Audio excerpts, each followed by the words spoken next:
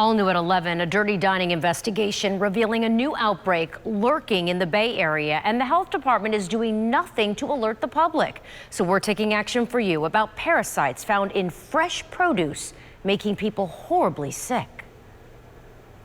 I have pain, I have nausea, I still have diarrhea, I have dizziness. Holly Green Pellegrini ate at Nordstrom Bazile in Jacksonville on June 17th. Less than a week later, she got horribly sick and still suffers today. It took a toll on my time with my sister. Holly was diagnosed with a parasite called cyclospora. Her symptoms so relentless and contagious, doctors forbid her from visiting her sister in a medical facility. For 2 months, I've had to, I've lived with this guilt because I couldn't be with her. And she kept calling me and she didn't understand. And then she ran out of time. So right after that, she died. She died. And it was too late for me to reconnect and be with her. And it was done. She passed away. And Holly wasn't the only one to get sick from that parasite. According to the state, over 24 customers who ate at that same Nordstrom Bazile also fell ill.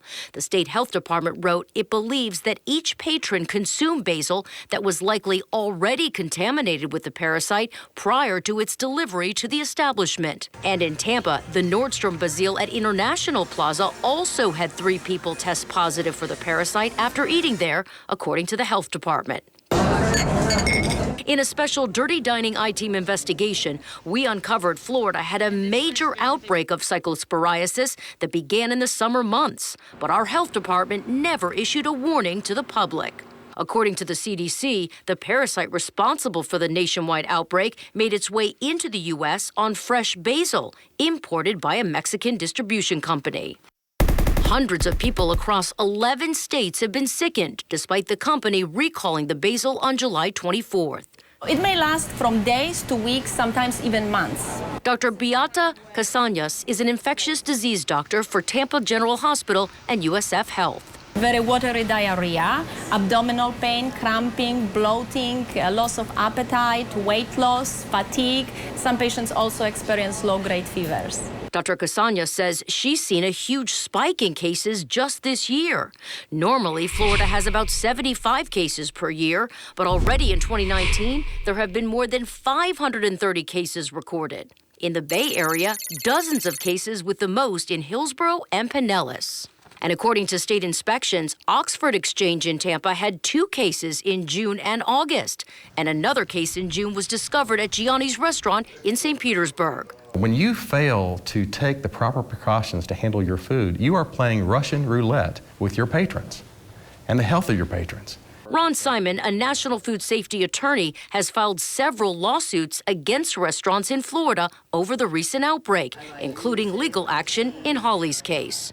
Don't buy this stuff. It's not clean, it's not right. And if you do, then you, the restaurateur, the food service handler, have to take the precautions to make sure that before you serve it, it is clean and it is safe. Simon warns about the risks of imported produce. In order to get cyclosporiasis, you have to consume food or drink that has human feces in it. And that's gross. And it's unfortunate, but it's very, very dangerous. And Holly says she wishes the restaurant had done more to wash its basil before serving her, because she's still suffering 5 months later. The pain at night is terrible. Sometimes I don't eat at all because I can't.